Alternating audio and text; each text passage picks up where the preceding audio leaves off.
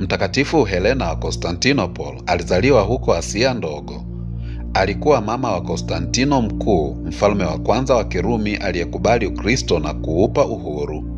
Baada ya mwanaye kuwa mfalme, aliishi kwa unyenyekevu na kutumia nafasi yake kueneza imani ya Kikristo.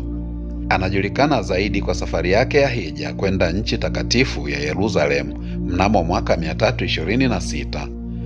Akiwa huko, inasemekana aligundua msalaba wa kweli wa Yesu Kristo pamoja na sehemu nyingine muhimu za historia ya wokovu. Pia alijenga makanisa kadhaa, ikiwemo kanisa kuu la Kaburi Takatifu.